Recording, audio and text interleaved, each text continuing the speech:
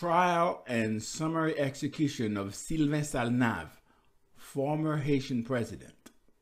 Port-au-Prince, January 18, 1870. After his flight from the palace on 19 December 1870, President Sylvain Salnave, followed by most of those who had fought with him, made for Turgot and Pétionville, where he was joined by Elford and a strong detachment of pickets. From there, he issued orders to all his chiefs to rally around him, and Villelubin joined him on the same night. On the 20th, before daylight, he set out with all his force and, passing through Frères, went to Dikini, where he halted. At nightfall, President Sylvain Salnave arrived at Gantier, where he received provisions in ammunition and a small field piece, artillery most likely, which were sent to him from other parts of the country. Here, also his suite was augmented by numbers of men, women, and children, whom he had told that all who remained behind will be assassinated by the revolutionary troops. On arriving at Lyman, he round such precautions taken that he at once beat a retreat and retired to Fonverette. On the 27th, a strong force under General Zamore were sent to pursue President Salnave and his followers. Upon receiving the enemy's approach, the president did his utmost to unite his men, but in vain, and consequently he took the road to Barahona. However, General Benjamin had cut off all retreat, and on January 8, Sylvain Salnave and his troops tried to force a passage in the neighborhood of Ansapitre. A bloody encounter took place at Couaba between Salnave's followers and the Dominican Republic General Cabral and his forces, in which the former lost 100 killed and numerous wounded. The losses of General Cabral's men are reported as 3 dead and 22 wounded. The result was the capture of Sylvain Salnave and all his followers on the 10th. The prisoners were conducted to Salina, from whence General Cabral informed the government of Haiti of the important event. Here, Sylvain Salnave and Alfred Delvat, Saint-Lucien Emmanuel, Ulysse Jean-Marie, Jean-Baptiste Herrier, et Pierre Saint-Paul Saint-Jean were conducted to Fonverette and delivered into the hands of the authorities. It was expected that the prisoners would be brought into the city early that day, but it was 1 o'clock on the 15th when the beating of drums announced the approach of the heavy force of nondescript cavalry and infantry forming the guard. The delay was occasioned by the execution of 9 members of Salnave's ministry on the road leading to Port-au-Prince early in the morning. They were shot down one by one in the presence of the captured president. The opposition forces could scarcely be restrained from disposing of Sylvain Salnave in the same way during the march into Port-au-Prince, in spite of positive orders to bring him in alive. The force of cavalry and infantry, armed with Spencer, Enfield, and Henry rifles, were something over 3,000 and was commanded by General Breeze Lockhart and another here of the same rank. President Salnave was not tied to his horse and had his limbs free. His left arm was in a sling in consequence of the wounds he had received in the skirmish which resulted in his capture. It is rumored that a loaded pistol was placed in the holster on his saddle, so that if he desired to save his executioners trouble, he could do so. But although the statement is made by parties who should know, it is so unlike what the revolutionists would do that should be taken cum grano salis, with a grain of salt. Despite the pain of his wounds and the knowledge that he was going to his death, the plucky president bore himself manfully. A vast crowd lined the streets through which the procession passed, and had swelled to fully 8,000 people when opposite the United States consulate in Grand Rue. Consul Bassett had previously taken into his house the wife and children of the unfortunate president, and also a number of others who were afraid to remain in their own homes. These looked out upon the cortege and saw Salnave hustled along towards the tribune or courthouse, and jeered at the excited people. The trial and sentence of Salnave. The following is an extract from the official journal of the Republic of Haiti respecting the trial and execution of the ex-president Sylvain Salnave. At 3:00 p.m. on Saturday, January 15, the Revolutionary Tribunal of the District of Port-au-Prince assembled in extraordinary session under the presidency of General Lorquet, assisted by Prézère, Vice President, 2 judges, and the public accuser, for the purpose of trying Sylvain Salnave, ex-president of Haiti. An immense crowd thronged the court, which was guarded by the entire garrison and the National Guard of Port-au-Prince. On being questioned by the president of the council, the accused declared himself to be Sylvain Salnave, ex-president of Haiti, 43 years of age, born at Cape Haitian, and domiciled at Port-au-Prince. On the question being put to him whether he had chosen any person to conduct his defense, he replied that he wished for the assistance of Messrs. Valsin and Lavaux. Orders were then given to call in the 2 defense attorneys, and the audience was suspended for a time.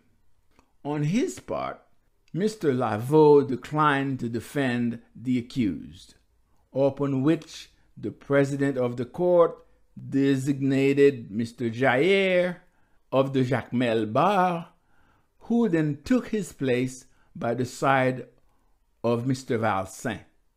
Salnave conferred with his attorneys for a brief moment, when the proceedings of the court were resumed. The act of accusation against the prisoner was then read, and the president of the High Court informed him that he should hear the alleged charges against him. Mr. Camille No then rose and recounted the various crimes upon which the accusation was based. The recital commenced from the date of the fall of the former President Geoffroy, when Salnave was recalled from exile to cooperate with the provisional government then established. His first acts had been to hunt down and kill all his former adversaries. Afterwards, when elected first magistrate of the state, notwithstanding the complaints of the National Assembly, he had caused General Montas to be thrown into the dungeons of Cape Haitian and strangled during the night. On the members of the Assembly giving utterance to their indignation, the whole canaille of Port-au-Prince were let loose upon them. On the 14th of October 1867, considerable consternation was caused at the election to the chambers of persons of known bad conduct, many of whom had escaped from state prisons and who in turn were appointed to military rank, thereby profaning the representation of the nation. On the 22nd of April, 1868, Sylvain Salnave tore up the Haitian Constitution, which he had sworn to a few months previous. Then, Sylvain Salnave's career became that of delirium, and his followers partook of his fury. By him, the country had been disgraced both at home and abroad, ruined and devastated. On the 18th of last month, he had ordered 4 of his lieutenants, whom he held in prison for some time, to be strangled. He had also declared that if the Cacots took the city of Port-au-Prince, they should find it reduced to ashes. In consequence, therefore, Sylvain Salnave, ex-president of Haiti, stood accused of high treason, devastation, incendiarism, pillage by force of arms, and assassination, crimes punishable according to Articles 44, 45, 74, 241, 247, 356, and 361 of the Penal Code. In reply, the accused declared himself not guilty of the acts charged against him. Messrs. Valsin and Jair then presented the ex-president's defense and pleaded on behalf of their client, maintaining that Sylvain Salnave was not guilty of the crimes attributed to him. After an hour's deliberation, the session was resumed, and the court's president delivered the sentence. In the name of the Republic.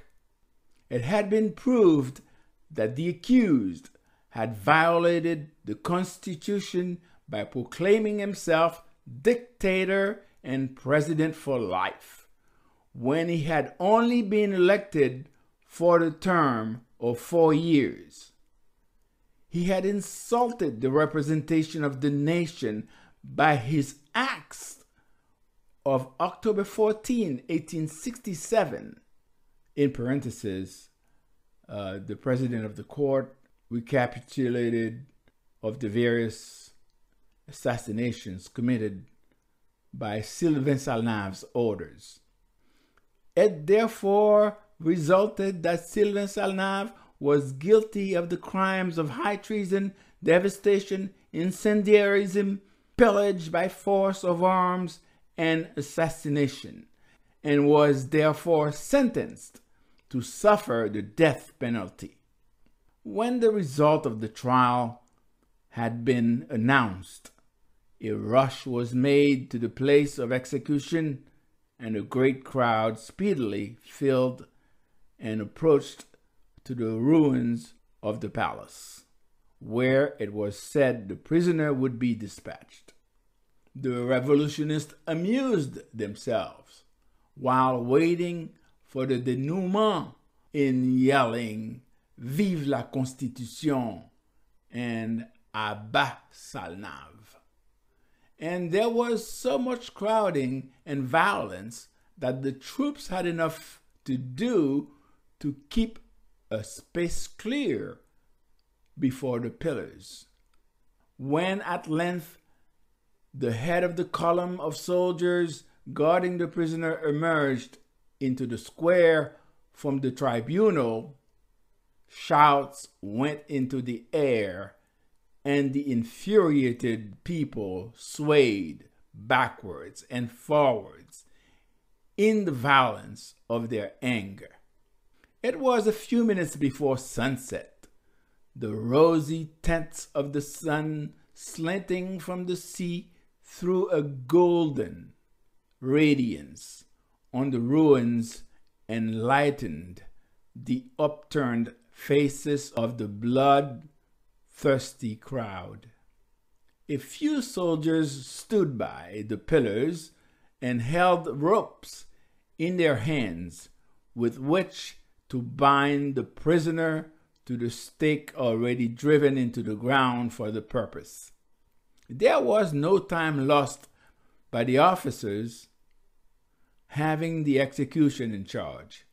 Placed against the stake with his back to the still smoldering ruins of the palace and looking toward the sea, Sylvain Salnave was speedily bound by the arms and permitted to gaze for a moment on the determined faces of the soldiers and the maddened populace.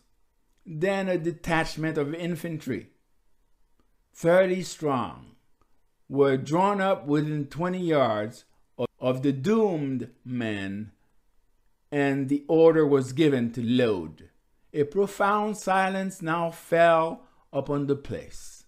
The people gaped, open-mouthed, and with glistening eyes, as the soldiers rammed down the charges in their weapons and came to the carry.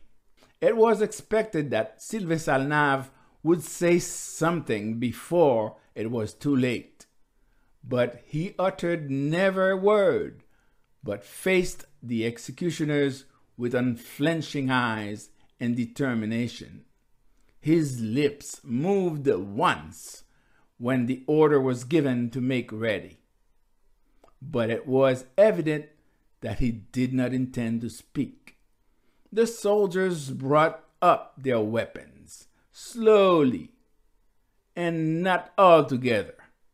Many of them were clearly more nervous than was Salnave, and would doubtless have preferred to be shooting at someone else. Finally, the word was given. The smoke cleared away, and the wretched prisoner was seen to be pierced in several places, but still alive. He had leaned over a little on his left side, and as if to avoid the shot, but struggled to right himself again. When it was seen that he was not dead, a howl went up from the multitude, and the officers cursed the bungling soldiers in unmeasured terms. The muskets were quickly loaded again. The order to fire was shouted by the officer in command, and a volume of smoke flew into the faces of the spectators. When it had cleared away, Sylvain Salnave was no more. Riddled in every part of his body with bullets, his head drooped on his breast, his shattered arms hung listlessly by his side, and the warm blood flowed from his numerous wounds in copious streams. The crowd immediately began to move away. Some soldiers came up with a cart drawn by 2 donkeys and threw the mangled body into it.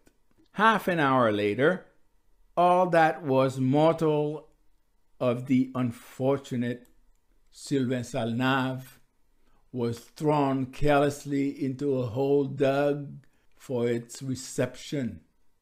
In an open space about 3/4 of a mile outside and north of the city of Port-au-Prince, most likely Titanien, the court had assembled at 3:00 p.m., and at 20 minutes past 6, Sylvain Salnave, the ex-president of Haiti, was a corpse.